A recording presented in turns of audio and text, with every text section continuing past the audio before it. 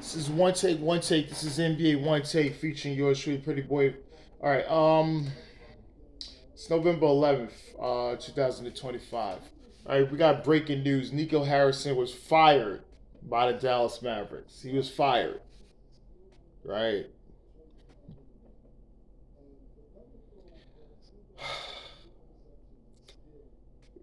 A lot of people saying, well, this should have happened over the summer. And shouldn't have the season go. He shouldn't have even made any deals.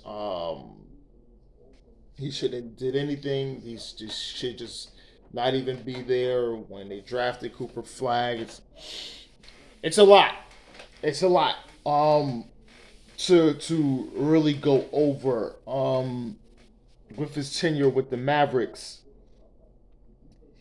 because the Luka trade alone is the one thing that's going to be the big, huge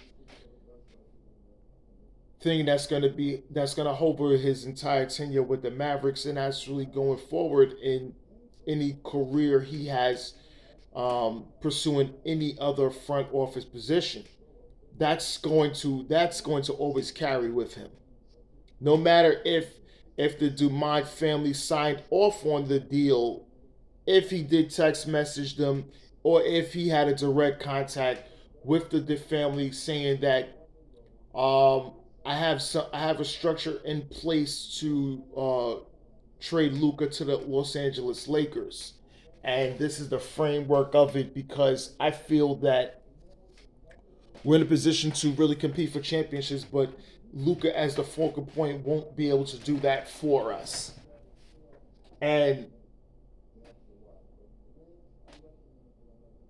at the time when it happened, I thought it was fake because my brother was always asking, saying, "Look, yo, that true, man." And I'm thinking, "Ah, it's fake or whatever." And I'm thinking because he's just saying stuff because he's online looking at all the blogs and all the other little things out there. That's a lot of it is not true. And he kept saying it. He did tell me, and I'm thinking it's not true. And when I went, I saw a Bleacher Report, all caps. I said all caps. And I think I was watching something, so I put do not disturb on my phone. Then I saw all the stuff coming piling up after that, and then that's when I'm like, oh, Jesus Christ, this really happened. I stayed up all night. I stayed up all night. I was up all night, just like I was up all night. Um, so that happens. The trade gets Anthony Davis and others and things in that nature. I already discussed all that. But the decision to fire him now, all right, this is November 11th, right, to do it now raises a lot of questions about the Dumont family, um, Mark Cuban's involvement, because I know he has some say in doing so. Fan pressure, um, pressure from also they have investors as well. They don't own 100% of the team, so that's Mark Cuban and others. Um, and that's also as well as other outside factors like local officials and things like that. Because Luka's a franchise player. They went to the NBA Finals, even though he didn't play too well, and the team. I don't want to say his defense and no, there's a lot of things that didn't happen there. A lot of things Jason Kidd could have done better too. But this deal was done. Jason Kidd didn't want this deal to happen, but it did. By the time he found out, it was too late. That's another thing. You tell Kidd after it happens. Or you tell Kid after the actual thing happens. After him and Nico has the structure and everything in place. Didn't take his take on it at all. Didn't. So we'll see.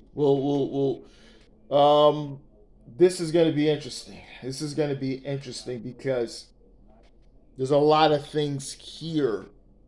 There's a lot of things he brought. Let's don't get it wrong. You see, one thing can haunt your all the other little things that he did to build and structuralize the team to get to the finals and to be strong contenders as they were. That all get overshadowed for the fact that that one trade does that publicly, and that's huge. That's that's that's huge because I don't know where they're gonna go from here. I don't, as a franchise, because you got Anthony Davis that's always injured. You got Kyrie Irving that deals with his own injury issues and uh, coming back from a torn ACL.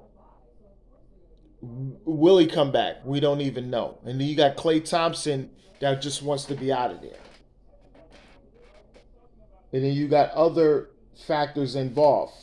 Luke,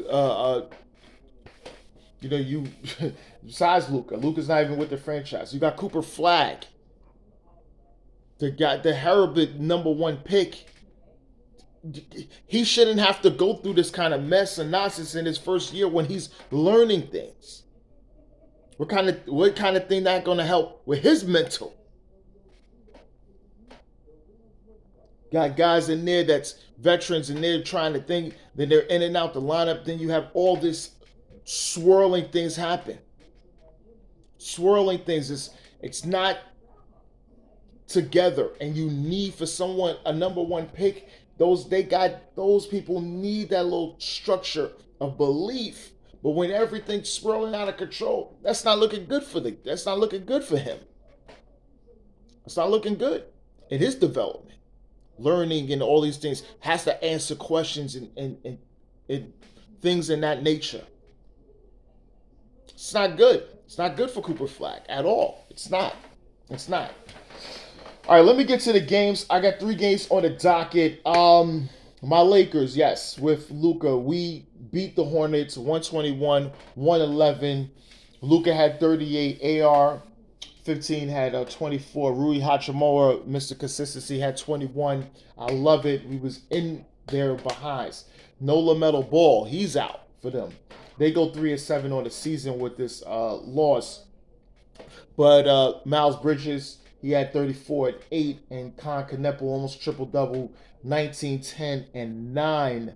The rookie standout from Duke. Listen, we get this much-needed win to a team that we're supposed to beat. We've been doing good on the road. I'm very happy.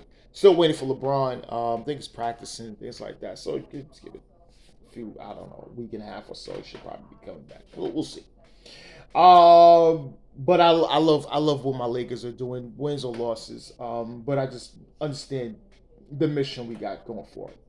All right. The next game of the night was a good one too, between the San Antonio Spurs versus the surprising Chicago Bulls. The Spurs did win this one, 121-117. Victor Wembanyama, 38 and 12, so good. Stephon Castle with 19-11, and the returning De'Aaron Fox with 21. And Luke Cornett had 16. And the Spurs go 8-2 on the season. Looking fabulous. Looking fabulous. All right, for the Bulls, no Josh Giddey. He was out. But they still was able to get a real competitive game without Josh Giddey, who's been their best player all season. But Kevin Huerter, 23. Trey Jones in the start had 20. Mataz Bacelis had 15. Ayo Dosunmu had 20. And Jalen Smith with 11 and 12 off the bench. Bulls don't hang their head high. They are playing as best they can. They're playing the best they can. The Bulls is really, really impressing people so far this season. Hopefully they can get Giddey back and string up some more important wins.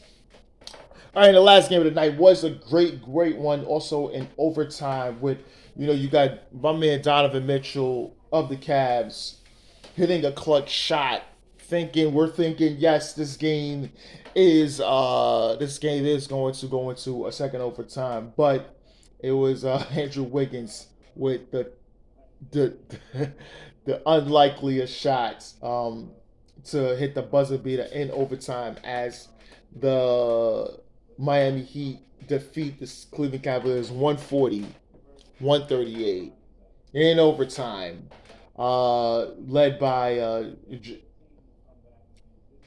what to say, Josh Powell. Norman Powell had 33 for the Heat. Andrew Wiggins 23. Kellen Ware had 14 points, 20 rebounds, and Jaime Jaquez had 22 points and 13 rebounds off the bench. The destroyer, I will call him. And for the Cavs, they're 28, 15, and 8 for Donovan Mitchell. Evan will be 21 and 10, and DeAndre Hunter had 23 as well. Both good. A great game here. A great game. The Cavs.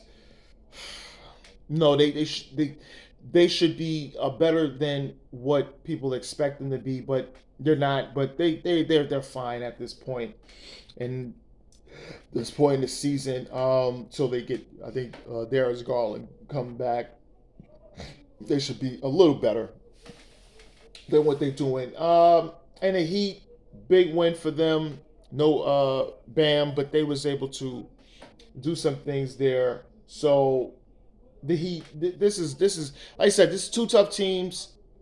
The Cavs should be better. The Heat is at what I think they should be at, or even better than that.